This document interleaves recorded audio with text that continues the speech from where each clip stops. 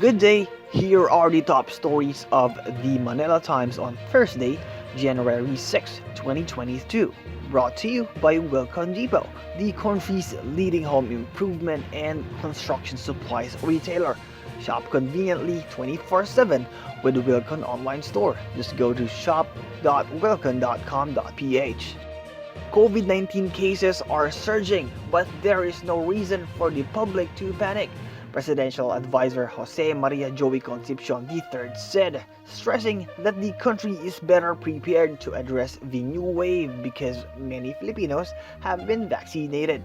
Speaking at a town hall meeting organized by Go Negosyo on Wednesday, Concepcion said the hospitalization rate will not be as high as last year, and those who will contract the disease will get well even if they will not be treated in a hospital. He stressed that the country should also change its mindset on how it should react to the pandemic by taking into consideration the healthcare system and vaccination levels among the population. The Go Negosyo founder said that vaccination remains the key in changing the pandemic into an endemic state, noting that 2022 will be a turning point because of the Omicron variant. The National Task Force Against COVID-19 on Wednesday canceled this year's Traslacion and banned public masses to celebrate the Feast of the Black Nazarene.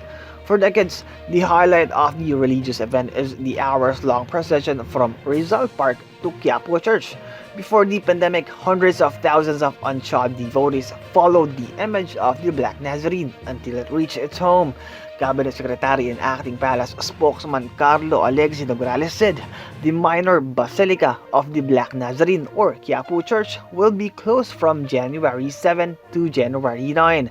Public classes will be streamed online. Nograles urged the public to stay home and not take part in any mass gathering to ensure their safety amid the new wave of COVID-19 infections. Two senior fellows of the KUWTT Research Group believe that while it is too early to say when COVID-19 cases will peak, the Omicron variant could spell the beginning of the end of the pandemic. KUWTT fellow Father Nicanor Austriaco said that while it is more transmissible, Omicron is milder than other variants and can also fight other strains such as Alpha, Beta, Gamma, and Delta. KUWTT senior fellow Dr. Guido David said it is uncertain if the country will see a peak in the mid or end of January as forecast by the Department of Health because of uncertainties over the Delta variant. On Wednesday, the DOH reported 10,775 new cases. And in Manila Times exclusive, the National Telecommunications Commission or NTC through the Office of the Solicitor General or OSG on Wednesday strongly opposed proposed bills seeking to provide a holdover franchise to Amgara Broadcasting Corporation, a firm owned by ABS-CBN Broadcasting Corporation. In a 13-page position paper, the NTC argued that Senate Bill 1530 and House Bill 7923, currently pending in the Congress, violate the Constitution.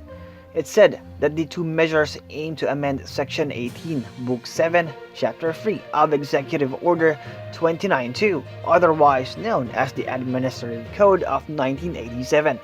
The NTC said both bills suffer from legal infirmities which may render the subsequent laws as void and unconstitutional.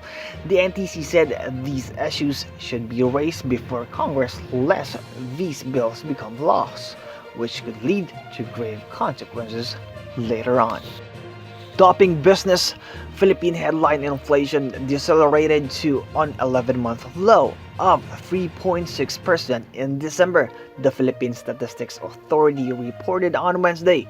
National statistician Dennis Mapa said in a virtual briefing that this is a decline from the 4.2% seen in November of this year, but still faster than the 3.5% posted in December 2020.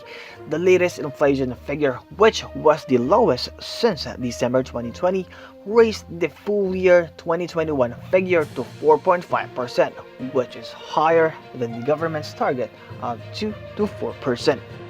Now that Filipino Olympian pole vaulter Ernest John E.J. Obiano knows what was thrown against him by the Philippine Athletics and Tracks and Field Association, or PATAFA, he said he will be ready to face the charges and clear his name.